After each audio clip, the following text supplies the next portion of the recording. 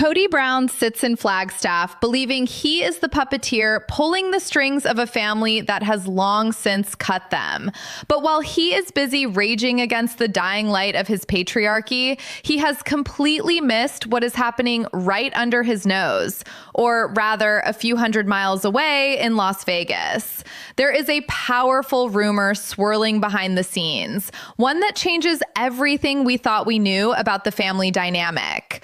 The word on the street is that Logan Brown's Las Vegas home has quietly transformed into the Brown family's rebel base. This isn't just a place to crash, it is a fortress.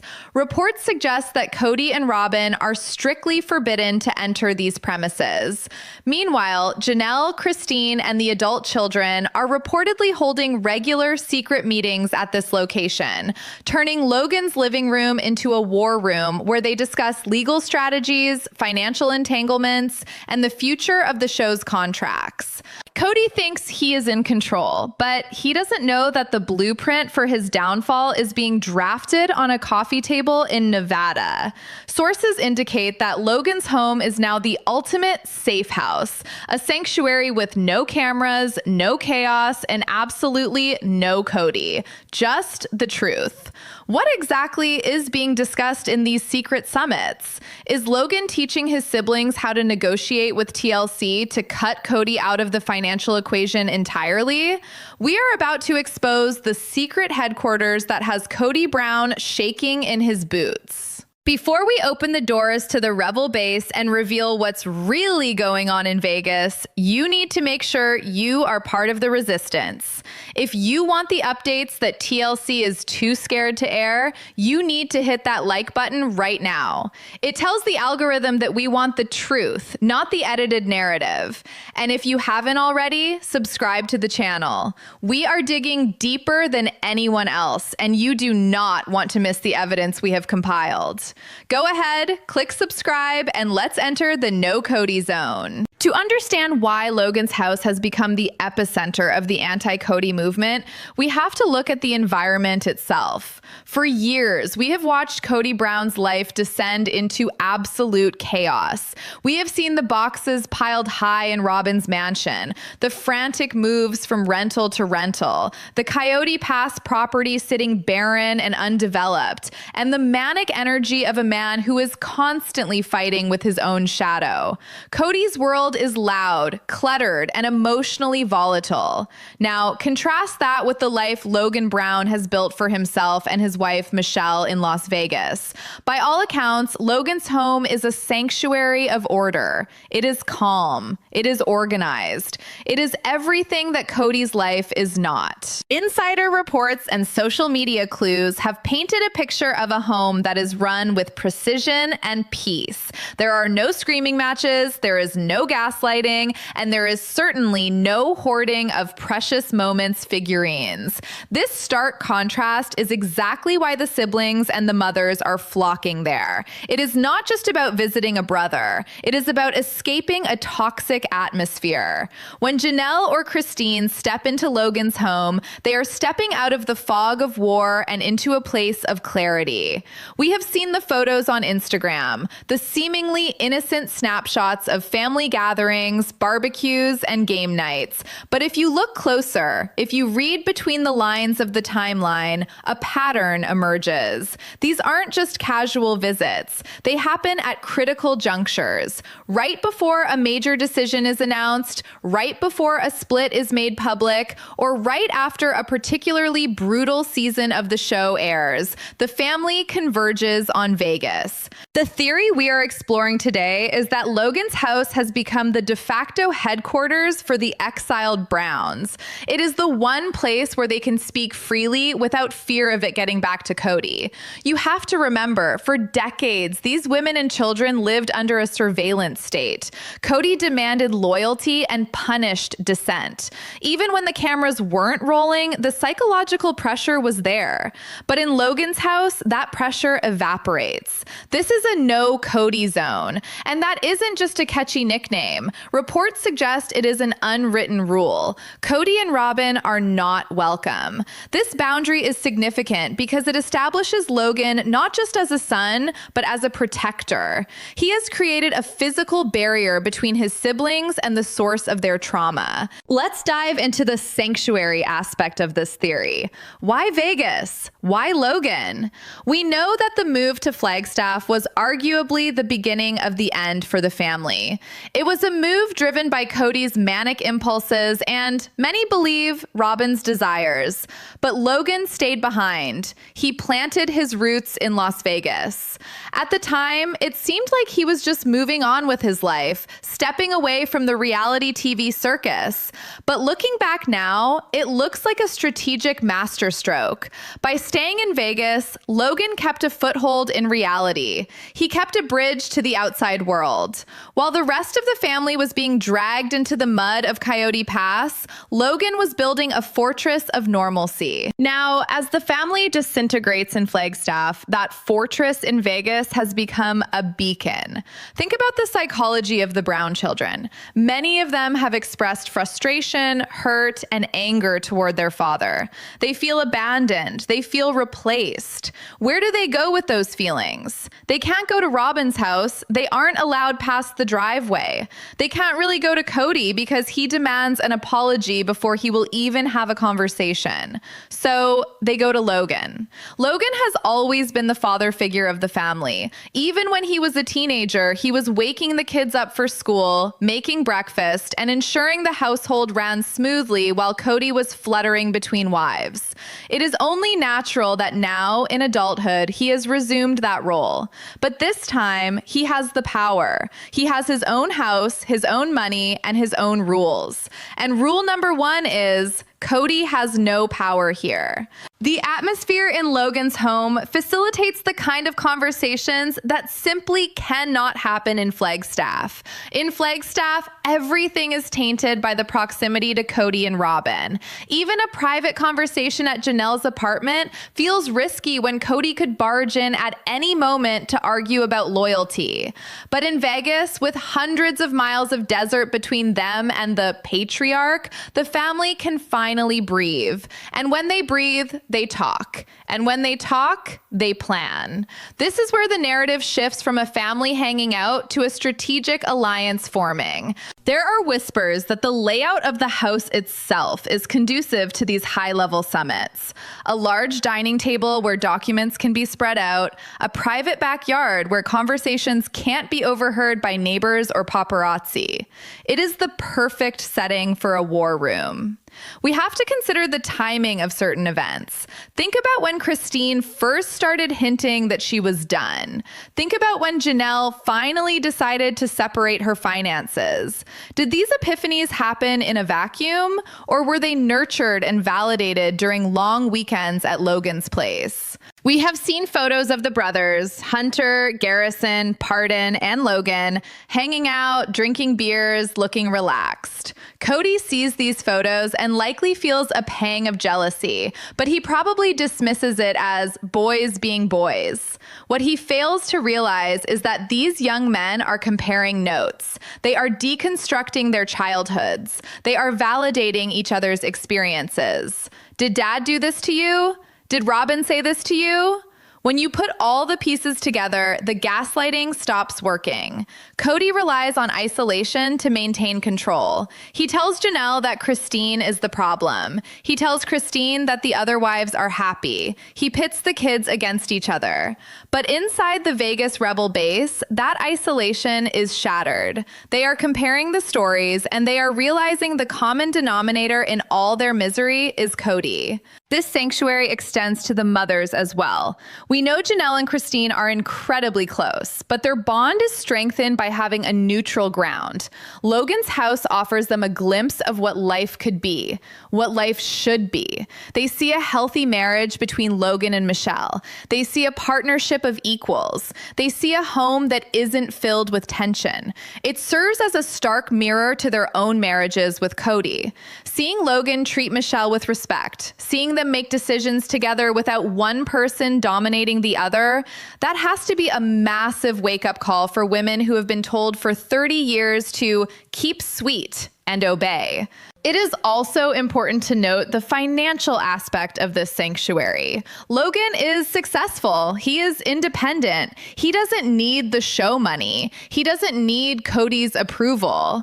This makes him dangerous to Kody.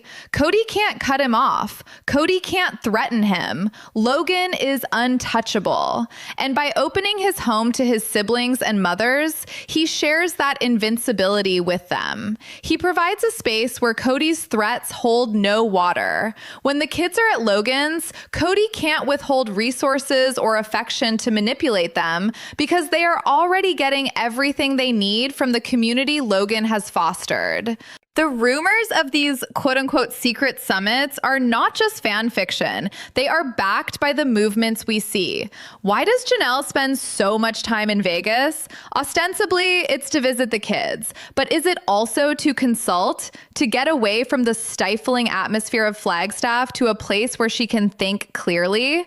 The no Kody zone is more than just a physical location. It is a state of mind. It is a declaration of independence. By stepping through Logan's front door, they are symbolically stepping out of Kody's jurisdiction. And let's talk about the guest list. We know who is there. We see the posts, we see the smiles, but more importantly, we know who is not there. Have you ever seen a photo of Robyn at Logan's new house? Have you seen Kody grilling burgers in Logan's backyard in recent years? No, the silence is deafening. Kody often complains about not being respected, about his children not reaching out. He paints himself as the victim of a family that has turned against him. But the reality, according to these insider theories, is that he has been barred from the safe house because he is the danger they are safeguarding against. The exclusion of Kody and Robyn from this Vegas hub is the ultimate power move. It shifts the center of gravity of the Brown family. For seasons, the show told us that Kody was the sun around which the wives and children revolved. But that solar system has collapsed. Now, the gravitational center is Logan. He is the stable core. The family orbits him, not Kody. And this shift is happening physically in Las Vegas. While Kody sits in his mansion on the hill with Robyn, surrounded by expensive art and misery, wondering why his phone isn't ringing, the rest of the family is laughing, planning, and thriving in the rebel base. This sets the stage for what we are going to discuss next. The sanctuary is just the setting. The real story is what happens when the doors are locked and the family sits down at that table. We are moving beyond just hanging out. We are talking about the specific, strategic discussions that sources believe are dismantling Kody's empire piece by piece. There is evidence to suggest that the biggest shocks of the last few seasons, Christine's departure, Janelle's rebellion, even Mary's exit, were not impulsive decisions. They were calculated moves, war-gamed and rehearsed within the walls of Logan's home. We are about to enter the secret summits. We are going to connect the dots between specific visits to Vegas and major legal moves made by the wives. Did Christine meet with Logan before she started dating David? Did Janelle consult with her eldest son before launching her own business ventures? And is it possible that the decision for Mary to finally pack her bags was brokered in this very house? The timeline is suspicious, the motive is clear, and the opportunity was right there in the no Kody zone. Kody thinks he is fighting a disorganized rebellion, but he is about to find out he is up against a highly organized, intellectually superior coalition operating out of a luxury headquarters he isn't even allowed to visit. Now that we have established Logan's home as the fortress, we have to look at what is actually happening in the war room. These aren't just family reunions. These are strategic summits. The timeline of the Brown family's collapse is literally littered with coincidences that stop looking like coincidences when you view them through the lens of the Vegas rebel base. Let's start with the biggest bombshell of the series, Christine leaving Kody. We all saw it play out on TV, the slow burn of her dissatisfaction, the boxes in the garage, the final confrontation. But there is a missing chapter in that story, and insiders believe that chapter was written in Las Vegas. The theory suggests that before Christine ever uttered the word divorce on camera, she had already road tested the idea at Logan's house. Think about it. Christine is smart, but she had been gaslit for 25 years. She needed a reality check. She needed someone outside the bubble to tell her, you are not crazy and you can survive on your own. Who better to deliver that message than Logan? He was the first to leave, the first to build a successful, independent life. Sources speculate that during those fun trips to Vegas, Christine and Logan sat down and crunched the numbers. They looked at the logistics. Logan, with his practical mindset, likely laid out a roadmap for her exit. He showed her that the world wouldn't end if she left Kody. In fact, he showed her it would begin. But the plot thickens when we bring David Woolley into the equation.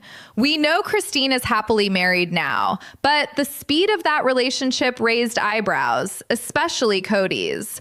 Kody has been ranting about vetting processes and how Christine moved too fast. But Kody doesn't know that David may have been vetted by the Vegas Council long before the public knew his name.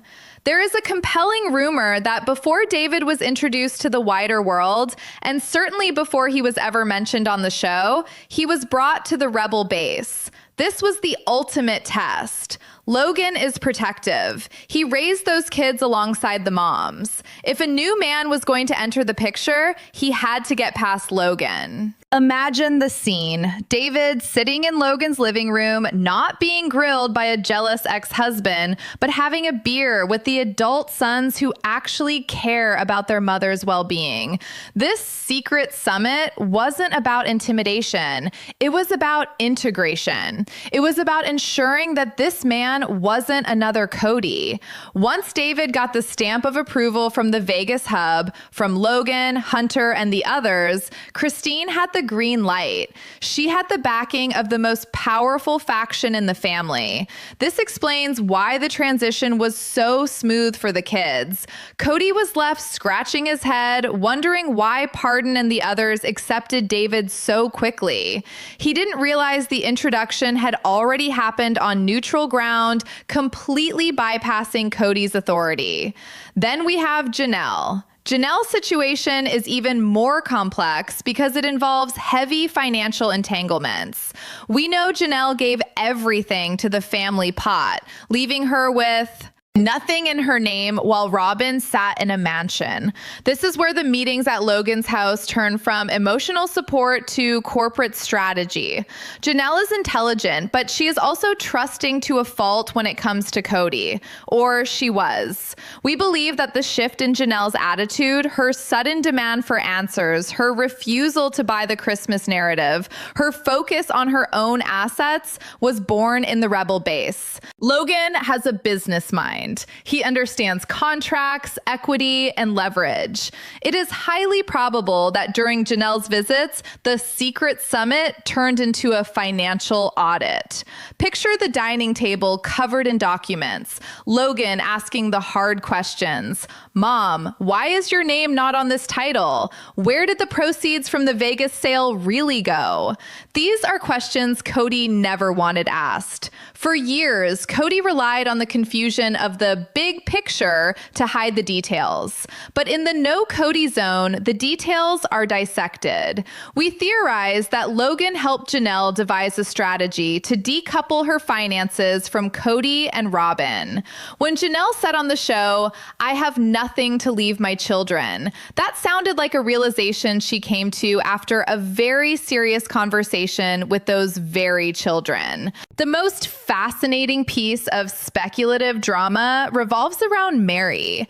Mary has always been the outlier, the one holding on to hope long after it was gone. She was isolated in Flagstaff, isolated in the family, and seemingly immune to the logic that convinced Christine and Janelle to leave. But then something snapped. Mary finally walked away. What changed? The rumor mill suggests that the Vegas intervention finally happened. For years, the kids had a strained relationship with Mary. But as adults, bridges were mended. And in that mending, the truth came out. The theory is that the intellectual alliance in Vegas finally sat Mary down and laid it out for her. They didn't do it with cruelty. They did it with facts. They likely compared notes on Kody's behavior across the board, showing Mary that she wasn't a special case of neglect. She was part of a systemic pattern. Seeing the unity of the other wives and children at Logan's house, seeing a functional family unit that didn't include Kody, may have been the final catalyst. It proved that the family wasn't Kody. The family was them, and she could be part of it, but only if she cut the anchor that was dragging her down. Kody likely views Mary's departure as a betrayal, but in reality, it was a rescue mission coordinated from Las Vegas. This brings us to the most dangerous aspect of the rebel base for Kody, the intellectual dominance. This is the part of the story that Kody fears the most because he cannot fight it. Kody operates on emotion, chaos, and volume. He wins arguments by being the loudest, by crying, by playing the victim. But that doesn't work on the Vegas brain trust. Look at the roster of the children who frequent the rebel base. Logan, educated, corporate success, level-headed. Leon, highly educated, socially conscious, critical thinker. Hunter, master's degree in nursing from Johns Hopkins. Military discipline, elite education. These are not children anymore. They are highly educated adults who have the vocabulary and the critical thinking skills to dismantle Kody's worldview. When they gather in Vegas, they aren't just gossiping. They are analyzing. They are dissecting the pathology of their father. We have heard Kody use buzzwords he clearly learned from the internet or a therapist he misunderstood. But the kids at the rebel base understand the actual concepts. They understand narcissism. They understand coercive control. They understand financial abuse. When they unite, they form an intellectual wall that Kody cannot breach. Insider reports suggest that the conversations at Logan's house often revolve around deconstructing the past. They take the events of their childhood, events Kody spun as religious duty or family sacrifice, and they reframe them through the lens of psychology and objective truth. For example, take the move to Flagstaff. Kody sold it as a financial necessity and a lifestyle upgrade. But the brain trust in Vegas can look at the market data, look at the interest rates, look at the timeline of Dayton's college acceptance, and scientifically prove it was a manipulation. They strip away the emotional veneer Kody applies to everything and look at the cold, hard facts. This is incredibly validating for the siblings who might still be confused. When the older, educated siblings explain, no, that wasn't normal, that was manipulation, it breaks Kody's spell. Kody knows this is happening. He has made comments on the show about his children thinking they know better than him, about them being influenced by the, quote, outside world. He calls it poison. But what he calls poison, they call education. He fears this alliance because he can't gaslight a spreadsheet and he can't manipulate a peer-reviewed psychological concept. When Hunter looks at Kody with that calm, analytical stare, Kody crumbles. He can't yell his way out of it.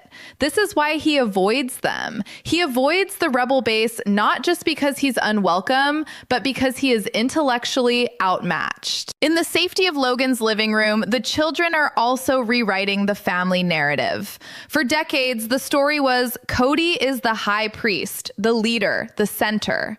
The intellectual alliance has flipped the script. They have redefined success. Success Success isn't having 4 wives and a TV show. Success is having a stable home, a 401k, and a partner who respects you. By celebrating Logan's lifestyle, they are implicitly rejecting Kody's. Every time they toast to Logan's promotion or Michelle's achievements, they are voting against the polygamist patriarch model. This intellectual dominance extends to how they handle the show's contracts. This is a massive point of contention. We know the original contracts were structured with the adults as the earners, but as the kids became adults and the show shifted focus to their reactions, the power dynamic changed. It is rumored that Logan, who has zero interest in being a reality star, has advised his siblings on how to handle TLC. He is the one whispering, "Know your worth." He is the one saying, "Don't sign that release unless they pay you directly." Kody used to control the purse strings. He was the manager. But if the kids are getting legal and financial advice from the rebel base, Kody loses his financial leverage. He can no longer say, "Do what I say," or "You're off the show / cut off from the money," because the kids know better. They know the show needs them more than it needs Kody. Consider the role of Leon in this dynamic. Leon has undergone a massive personal transformation and has distanced themselves from the fundamentalist views of the family. Leon brings a perspective of social justice and equality to the table. In the discussions at the rebel base, Leon likely challenges the patriarchal structures Kody enforces. Kody's demands for patriarchy and respect are met with Leon's arguments about equality and autonomy. It's a clash of civilizations. Kody is living in 1950s fundamentalism. The Vegas rebel base is living in 2024. The clash is absolute. And because the other siblings respect Leon and Logan, Kody's worldview is laughed out of the room. The synergy between the brothers is particularly damaging to Kody's ego. He prides himself on being the alpha. But in Vegas, you have Logan, Hunter, Garrison, when he was with us, and Peyton. These are strong men, physically strong, mentally strong. They don't need Kody to teach them how to be men. In fact, they look at Kody as an example of what not to be.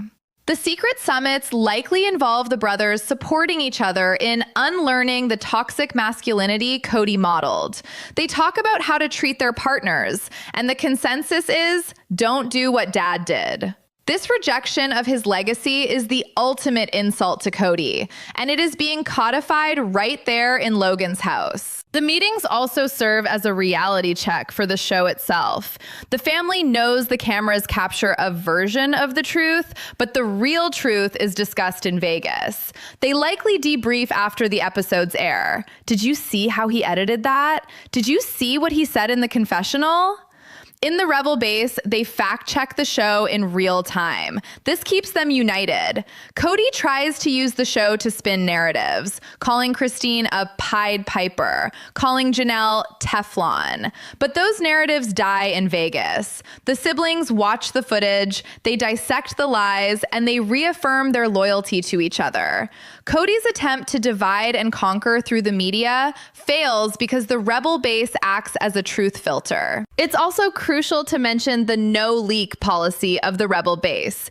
Despite the rumors we are discussing, very few specific details leak from Logan's direct circle. This discipline proves the strength of their alliance. If they were messy, if they were just looking for attention, they would be selling stories to the tabloids every week. But they don't. The silence coming out of Logan's camp is disciplined. It's military-grade operational security. This terrifies Kody. He doesn't know what they are planning because they aren't blasting it on TikTok until the plan is executed. He didn't know Christine was leaving until she moved the boxes. He didn't know Janelle was buying an RV until it happened. He is always 2 steps behind because the strategy sessions in Vegas are sealed tight. So we have a safe house, a financial war room, and a think tank all rolled into one. Logan's mansion is the operational hub of the post-Kody era. While Kody is busy fighting with Robyn about buying more property or arguing with the wind, the Vegas coalition is systematically dismantling the control he once held.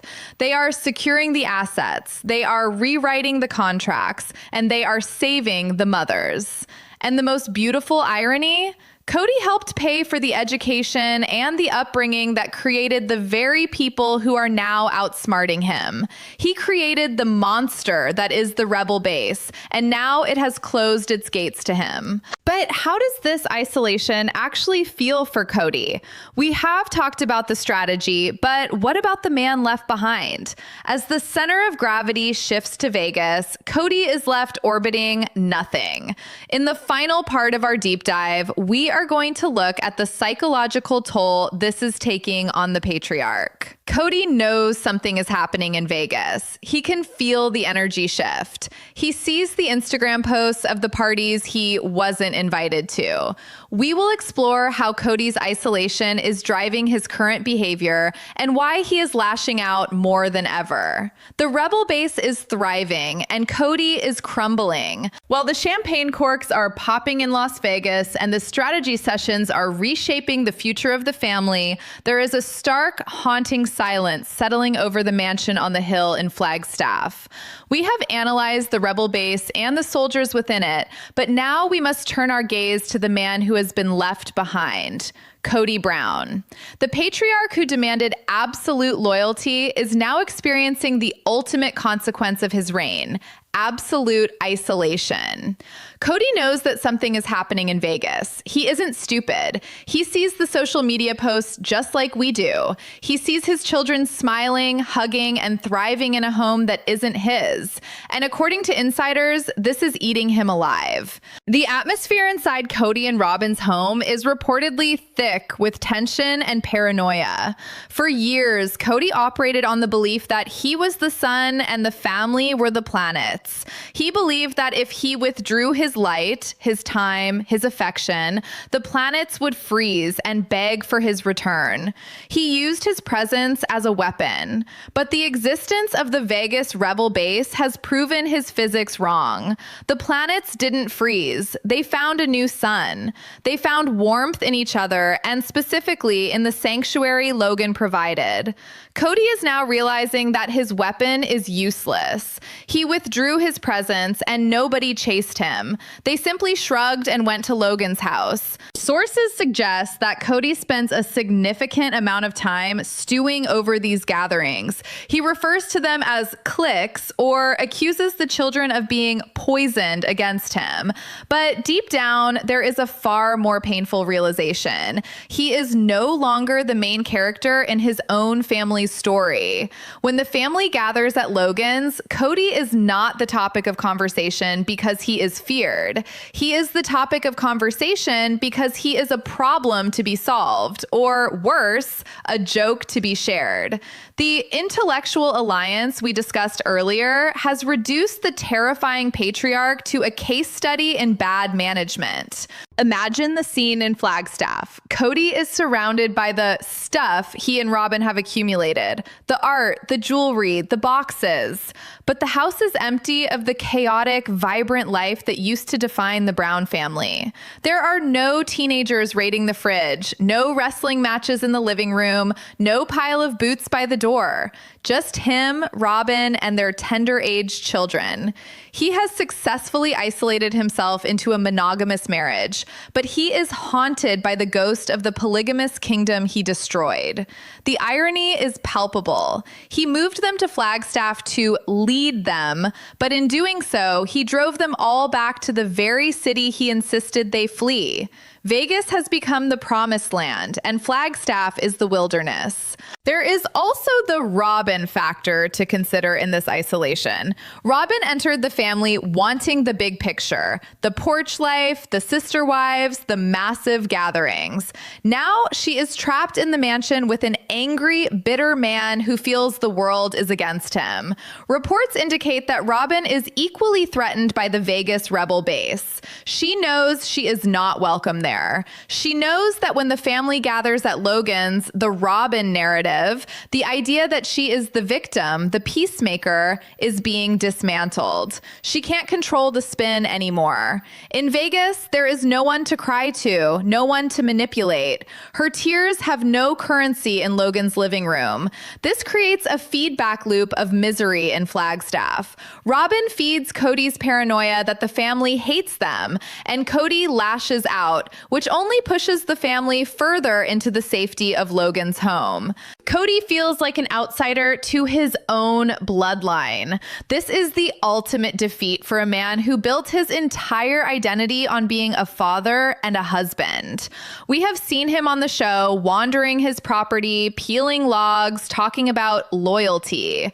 It is the behavior of a king who has lost his kingdom but refuses to take off the crown. He is ruling over dirt and trees while his actual subjects are building a democracy 300 miles away.